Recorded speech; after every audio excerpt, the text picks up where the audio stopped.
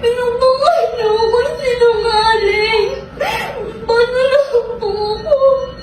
Hi guys, magsasalita lang po ako about sa issue ni Christine saka ni Axel. Since kapatid ko po yung ex ni Christine, nag-send po siya sa akin ng video na pinapaliwanag po yung nangyari about dito sa issue kasi wala daw naniniwala kay Christine, sinasabihan daw na sinungaling at kung ano-ano pa. At ang dami nang nagme-message sa kanya. Gusto na nilang ilinaw o linawin. Ito yung chat namin, yung conversation namin ng kapatid ko.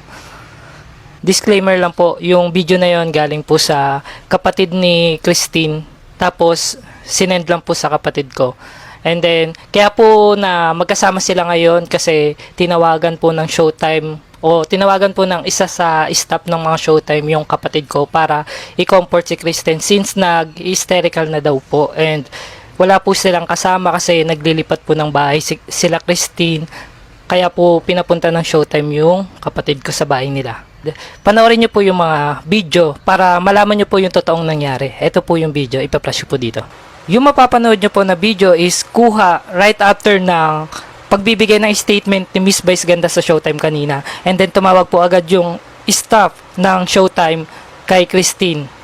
And ayun po yung usapan nila. Alam ko po na hindi tama na i-post ko to kasi alam ko po na private yung usapan nila. Pero hindi rin po tama na ibabash si Christine nang dahil sa mga pagkakamali. O wala po akong sinisisi na tao. Pero kasi nasisira po yung buhay ni Christine ngayon. And nakasama ko po siya dito sa bahay matagal po. Kaya pinagtatanggol ko din po. Klaro, yung statement, yung dalawang video na nirelease mo, diba yung unang sabi mo, hindi ka naman ako?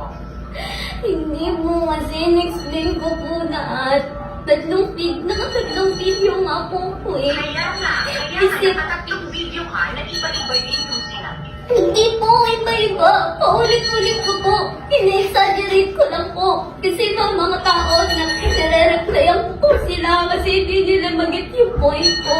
Kahapon po, Hindi nila magigets ang point mo kasi ang trabaho kasi nila ay mag-bash. So kahit anong... Ngayon po kasi, masyado na silang binigyan ng dahilan.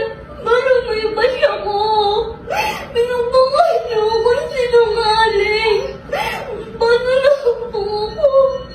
Okay, hindi yan ang nangyari, hindi yan ang totoong nangyari, hindi yan ang intensyon. Pero magsasalita... At naku eh, napanood ko po yung video na yun. Halos nakapagawasawin ako kumuha ko, ma'am. Halos sumiyak ko, hindi ko kasi kaya. Hindi nga po kaya nakonsensya ko magsinungaling eh. Tapos yun po yan ang panood ko. Kasi na yan naman po yung sitwasyon ko, ma'am. Hindi na ako pinangalan. Sige, Christine, tawagan ka ulit namin, ha? Sabi mo, okay. Inaalis ko na. May inaalis ka kaming leak with doctor, ha?